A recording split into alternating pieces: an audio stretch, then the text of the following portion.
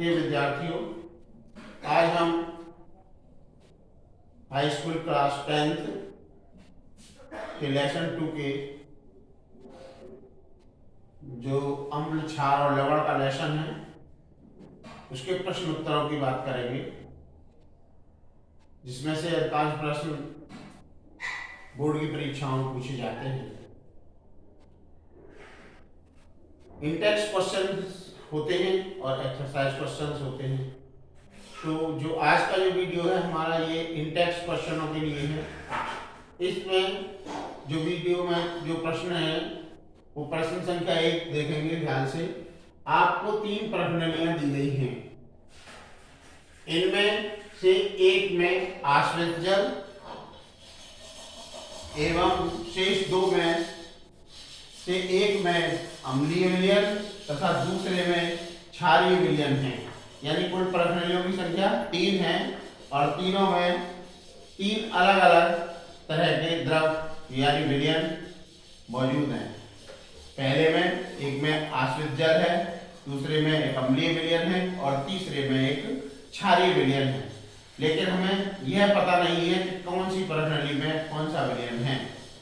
प्रश्न यह है कि यदि आपको केवल लाल लिटमस पत्र दिया जाता है, क्या दिया जाता है? लाल लिटमस पत्र दिया जाता है, तो आप कैसे प्रत्येक प्रश्नावली में दिए गए पदार्थ की पहचान करेंगे? तो प्रिय विद्यार्थियों, हमारे पास जो संसाधन है उसी की बात करेंगे। 3 प्रश्नावलियां हैं, उनमें 3 तरह के द्रव भरे हुए हैं और एक लाल लिटमस पत्र है। तो लाल लिटमस पत्र की हमें, जब हम उस लाल लिटमस पत्र को लेंगे तो उसी से हम अपना परीक्षण करेंगे। जिस प्रश्नावली में डालने पर, तीनों में से जिस प्रश्नावली में डालने पर लाल लिटमस पत्र नीला हो जाता है तो वह विलयन क्षारीय विलयन होगा। अब जो लिटमस पत्र हमने लाल से नीला हो गया है उसे निकाल करके फिर हम उस नीले लिटमस पत्र को जिस विलयन में डालेंगे, अगर उसका कलर वास्तव में दोबारा से फिर चेंज होकर के लाल हो जाता है, यानी नीले से लाल हो जाता है, तो वो विलयन हमारा अम्लीय होगा। और तीसरा जो हमारे पास बचा हुआ सैंपल जो टेस्ट ट्यूब है, उसमें फिर अगर हम उस दाल को प्रश्नावली में डालेंगे, अंतिम वाली जो प्रश्नावली है, तो उसमें लिटमस पत्र पर कोई प्रभाव नहीं पड़ेगा, ना उसका रंग बदलेगा। जैसा रंग डालेंगे आप वैसा का वैसा ही निकलेगा, चाहे वो नीला लिटमस हो चाहे लाल लिटमस हो, वो सिद्ध करेगा कि वो जो टेस्ट ट्यूब है उसमें आपका आश्रित जल है। प्रश्न नंबर 2 की बात करेंगे। पीतल एवं तांबे के बर्तनों में दही एवं खट्टे पदार्थ क्यों नहीं रखने चाहिए? प्रिय विद्यार्थियों, क्योंकि खट्टे पदार्थों में आपको पता है अम्ल की उपस्थिति होती है। अम्ल की उपस्थिति से ही उसका स्वाद खट्टा होता है और जब वो धातुओं के साथ जब उसको रखा जाता है तो वो धातुओं के साथ अभिक्रिया करके हानिकारक लवण का निर्माण करता है। इन हानिकारक लवणों को निर्माण न हो, उनके साथ अभिक्रिया करके न बने, इसलिए हम उन्हें पीतल एवं तांबे के बर्तनों में नहीं रखते।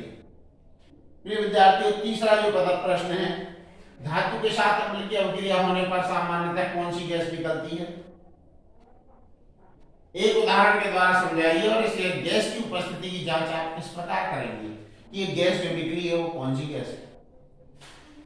जब हमने अभी अम्ल की, इससे पहले हमने अम्ल का जब अध्ययन किया था तो हमने आपको बताया था कि अम्ल की जब धातु के साथ अभिक्रिया होती है तो हाइड्रोजन नामक गैस निकलती है। अगर आप जिंक या सल्फ्यूरिक अम्ल, जिंक और सल्फ्यूरिक अम्ल, जिंक धातु है, आप जिंक और सल्फ्यूरिक अम्ल की अभिक्रिया कराएंगे, Zn plus H2SO4, ZnSO4 plus H2। तो ये इस प्रकार से हाइड्रोजन गैस इसमें आपको निकलती हुई दिखाई दे रही है और ये किस प्रकार से धातु की अभिक्रिया अम्ल के साथ हो रही है। तो जब हाइड्रोजन गैस इसमें निकल रही है तो हमें इसकी जांच करनी है। कैसे जांच करेंगे? हम एक प्रश्नावली में सल्फ्यूरिक अम्ल लेकर के थोड़ा सा उसमें जिंक के कुछ टुकड़े डालेंगे और नली में प्रवाहित करने के बाद में इसको कस के बंद कर देते हैं। जो निर्मित गैस है उसके बुलबुलों को फिर हम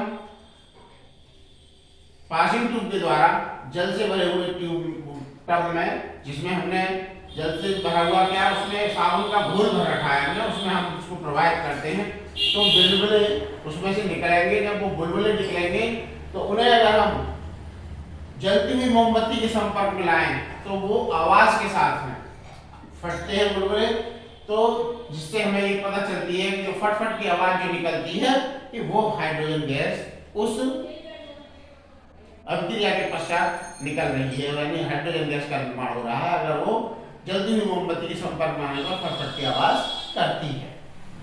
प्रिय विद्यार्थियों, अगला क्वेश्चन है क्वेश्चन नंबर 4। कोई धातु यौगिक ए तनु हाइड्रोक्लोरिक अम्ल के साथ अभिक्रिया करता है, कौन सा अम्ल है? Dilute HCl acid. तो बुदबुदाहट उत्पन्न होती है, इससे उत्पन्न गैस जलती मोमबत्ती को बुझा देती है। यदि उत्पन्न यौगिकों में एक कैल्शियम क्लोराइड है तो इस अभिक्रिया के लिए संतुलित रासायनिक समीकरण लिखिए, यानी फिर आपको इसका एक बैलेंस्ड केमिकल इक्वेशन लिखना है। तो बैलेंस्ड केमिकल इक्वेशन लिखने के लिए हम कैल्शियम कार्बोनेट की अभिक्रिया हाइड्रोक्लोरिक अम्ल के साथ करा देते हैं, जिसमें हमें कैल्शियम क्लोराइड, वाटर और कार्बन डाइऑक्साइड गैस प्राप्त होती है। और कार्बन डाइऑक्साइड गैस जब हम उसके संपर्क में मोमबत्ती को लाते हैं तो आपको पता है कि कार्बन डाइऑक्साइड की अधिकता के कारण मोमबत्ती बुझ जाती है। Question number 5। HCl HNO3 hydrochloric अम्ल और नाइट्रिक एसिड आदि जलीय विलयन में अम्लीय अभिलक्षण क्यों प्रदर्शित करते हैं, जबकि एल्कोहल और ग्लूकोज जैसे यौगिकों के विलयनों में अम्लीयता के अभिलक्षण प्रदर्शित नहीं होते। यानी कि जो हमारा एल्कोहल और ग्लूकोज का जो यौगिक का जब हम विलयन बनाते हैं तो उसमें अभिलक्षण ये प्रदर्शित नहीं होते।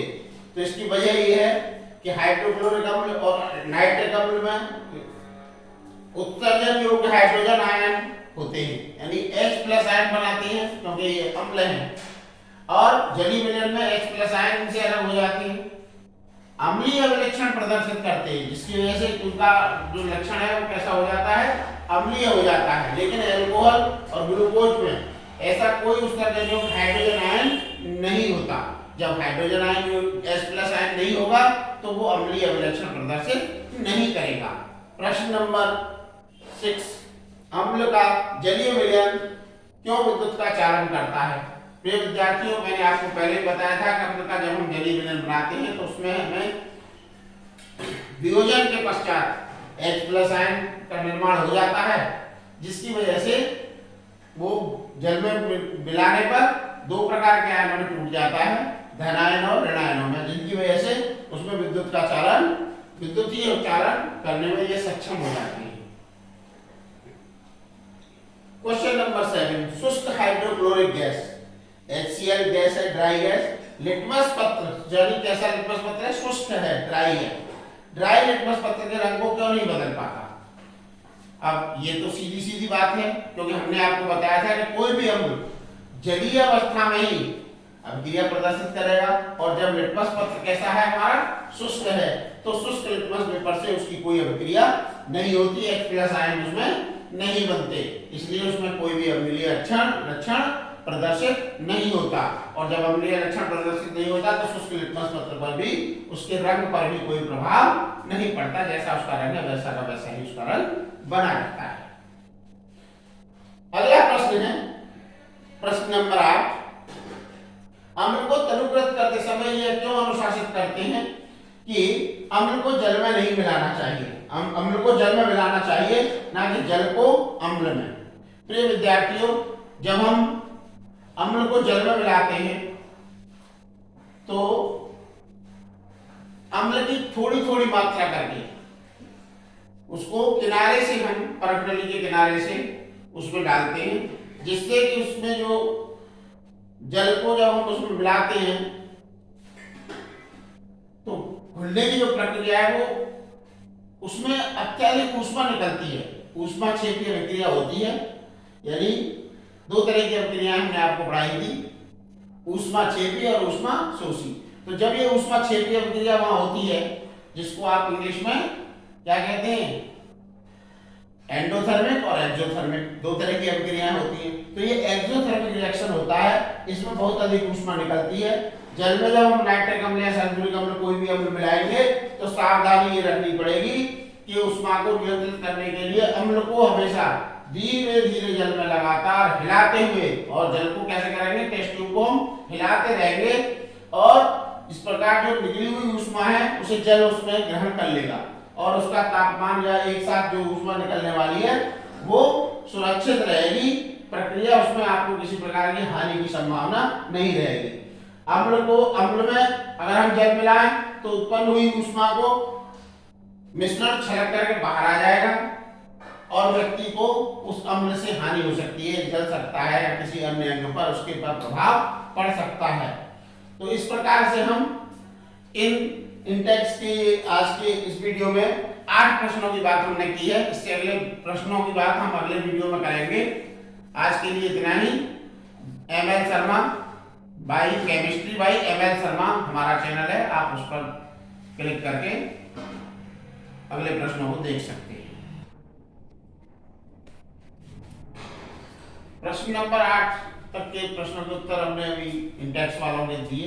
उसके बाद में हम प्रश्न नंबर 9 की बात करेंगे। प्रश्न नंबर 9, अम्ल के विलयन को तनुकृत करते समय हाइड्रोनियम आयन की सांद्रता कैसे प्रभावित हो जाती है। तो डियर स्टूडेंट्स, इसमें हाइड्रोनियम आयन का मतलब यह है कि जब हम किसी विलयन को, अम्ल का विलयन है उसे हम तनुकृत कर रहे हैं यानी उसमें डाइल्यूशन कर रहे हैं, वाटर ऐड कर रहे हैं, तो उसमें हाइड्रोनियम आयन की संख्या बढ़ जाएगी और जब उसका आयतन बढ़ जाएगा उसमें तो हाइड्रोनियम आयन का सांद्रण जो है वो कैसा हो जाएगा, वो प्रभावित हो जाएगा और प्रति इकाई आयतन में हाइड्रोनियम आयनों की संख्या कम हो जाएगी, इसलिए उसकी सांद्रता कैसी हो जाएगी, कम हो जाएगी, कंसंट्रेशन उसका कम हो जाएगा। अगला प्रश्न है प्रश्न नंबर 10, जब सोडियम हाइड्रोक्साइड विलयन में आदित्य क्षारक मिलाते हैं तो हाइड्रोक्साइड आयन OH- की सांद्रता कैसे प्रभावित होती है। वहां पर हम हाइड्रोनियम आयन की बात कर रहे थे और इसमें हम हाइड्रोक्सिल आयन की बात करेंगे, हाइड्रोक्साइड आयन की। तो क्षारक को जब हम हाइड्रोक्सिल आयन देखते हैं OH- समूह, तो उसकी जो समूह की अधिक संख्या, वो आदित्य जो उसी की संख्या बताता है और जब उसकी सांद्रता बढ़ जाती है OH आयन की तो क्षारक मिलाते हैं तो उसकी सांद्रता बढ़ जाती है। अगला प्रश्न है, आपके पास दो विलयन है, कितने विलयन है, दो विलयन है, A और B। विलयन A के pH मान 6 है और विलयन B का pH मान 8 है। किस विलयन में हाइड्रोजन आयन की सांद्रता अधिक है। तो प्रिय छात्रों, आप ध्यान दे रहे होंगे pH मान 6 और pH मान कितना, 8। दोनों pH मानों को ध्यान से देखिए। तो मैंने आपको जब नॉर्मल pH मान की जब बात बताई थी तो उस समय मैंने आपको बताया था कि जो 7 वाला, जो जिसका pH मान 7 होगा वो कैसा विलयन होगा, वो नॉर्मल होगा, उदासीन होगा, न अम्लीय होगा और न ही क्षारीय होगा। तो अब ये कह रहे हैं किस विलयन में हाइड्रोजन आयन की सांद्रता, हाइड्रोजन आयन का यानी कंसंट्रेशन ऑफ हाइड्रोजन आयन किसमें अधिक है और कौन अम्लीय है और कौन क्षारीय है। तो हमने बताया था कि जो अम्ल है उसमें क्या है, उसी का जो pH की जो परिभाषा थी एक तरह से, फिर हम उसी की तरफ जाएंगे। pH हाइड्रोजन आयन के ऋणात्मक लघुगुणक को कहते हैं और pH 6 होने पर विलयन A में हाइड्रोजन आयन की यानी जो H+ आयन्स हैं उनका अधिक सांद्रण है। इस प्रकार से जो pH मान 6 वाला विलयन है वो क्या होगा, अम्लीय हो जाएगा और जिसका मान कितना है, 8 है, वो विलयन कैसा होगा, क्षारीय होगा। अगला प्रश्न है प्रश्न नंबर 12, H+ आयन की सांद्रता का विलयन की प्रकृति पर क्या प्रभाव पड़ता है। तो वही H+ आयन की सांद्रता का मतलब है सीधा सीधा अम्लीयता बढ़ेगी, वही लिखना है। प्रश्न नंबर 13, क्षारीय विलयन में H+ आयन होते हैं, अगर हाँ तो ये क्षारकीय क्यों होते हैं। ये H+ आयन जो है वास्तव में कहां से मिलते हैं, जब हम उसका जलीय विलयन बनाते हैं तो जल से आते हैं और जब जल से आते हैं तो तो क्षारकीय विलयन में भी H प्लस आयन उपस्थित होंगे जब जल उसमें है, तो विलयन बनाया है तो। किंतु क्षारकीय विलयन में H प्लस आयन की सांद्रता जो है वो कैसी होती है, OH आयन की सांद्रता की अपेक्षा थोड़ी कम होती है। H प्लस आयन कम होते हैं, इसलिए विलयन कैसा हो जाता है, क्षारकीय हो जाता है। अगला प्रश्न है ये छात्रों, कोई किसान अपने खेत की मृदा किस परिस्थिति में बिना भुजा हुआ चूना, कैल्शियम ऑक्साइड, भुजा हुआ चूना या चौक मिट्टी का उपयोग करेगा। तो इन सबको आप जानते हैं, इनकी प्रवृत्ति देखेंगे आप कि कैल्शियम ऑक्साइड अम्लीय प्रवृत्ति का है, क्षारीय प्रवृत्ति का है या उदासीन, तो उसी के हिसाब से वो अपनी जमीन में क्या करेगा, इनका उपयोग करेगा। खेत की मिट्टी अगर अम्लीय होगी, और अम्लीय कब होगी, जब मिट्टी का पीएच मान 7 से कम होगा, बिलो देन 7 और मोर देन 7 होगा, तो कैसी होगी मृदा, क्षारीय होगी। समझ में आ रहा है ना। तो अब वो उसको क्या करना है, अगर 7 से कम है तो मिट्टी में क्या बनाएगा, उसको न्यूट्रल करने के लिए, न्यूट्रलाइजेशन करने के लिए वो उसको क्षारक मिलाने पड़ेंगे उसमें, क्योंकि अम्लीयता बढ़ रही है उसकी, तो क्षारक मिलाना पड़ेगा। और जब क्षारक मिला दिया जाएगा तो मिट्टी की अम्लीयता कम हो जाएगी और मिट्टी थोड़ी उदासीन हो जाएगी, या जैसी उसको करनी है, उदासीन रखनी है या क्षारकीय करनी है, तो उसी मात्रा में उस अम्ल में क्षार की मात्रा अधिक मिलानी होगी। अगला प्रश्न है CaOCl2 का यौगिक का प्रसिद्ध नाम क्या है। साथियों इसका प्रसिद्ध नाम विरंजक चूर्ण या ब्लीचिंग पाउडर है, और इसमें जो है उस पदार्थ का नाम बताइए जो क्लोरीन से क्रिया करके विरंजक चूर्ण बनाता है। तो अगला प्रश्न जो आपको पता है, विरंजक चूर्ण बनाने के लिए हम भुजे हुए चूने का प्रयोग करते हैं और उसमें हम क्लोरीन की अभिक्रिया कराते हैं, विरंजक चूर्ण में प्राप्त हो जाता है। अगला, कठोर जल को मृदु करने के लिए सोडियम यौगिक का उपयोग किया जाता है। क्यों किया जाता है, धोने का सोडा यानी वाशिंग सोडा, सोडियम कार्बोनेट का प्रयोग इसमें हम करते हैं। अगला प्रश्न है,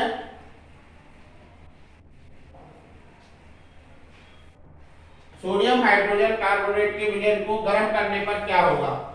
तो जब हम सोडियम हाइड्रोजन कार्बोनेट का विलयन गर्म करेंगे तो हमें पता है सोडियम हाइड्रोजन कार्बोनेट का फॉर्मूला होता है NaHCO3, यानी सोडियम बाइकार्बोनेट भी आप इसे कहते हैं, जो खाने वाला, समझ गए होंगे, सोडा।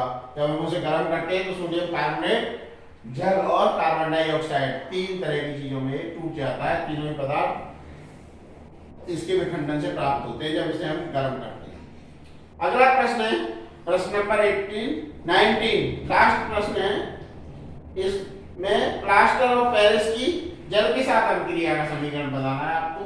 तो अभी हमने इससे पहले भी प्लास्टर ऑफ पेरिस, जब इससे पिछले वीडियो में हमने पढ़ाया था, उसमें भी हमने आपको जल के साथ उसकी अभिक्रिया बनाई थी। एक बार फिर हम देख लेंगे, CaSO4 का whole twice dot H2O plus 3H2O और 2CaSO4 डॉट 2H2O, ये इसके साथ जिप्सम बनाता है जब हम इसकी अभिक्रिया जल के साथ कराते हैं। तो इस तरह से ये आपका ये लेसन जो है, इसके जो प्रश्न जो है वो इंटेक्स वाले आपके पूरे हो गए हैं, और इसी के साथ ही इस वीडियो को मैं समाप्त कर रहा हूं। आप मेरे चैनल पर ML Sharma chemistry bye ML Sharma करके आप उसे सर्च कर सकते हैं और अपने इस अध्ययन को और अधिक अपने लिए उपयोगी बना सकते हैं।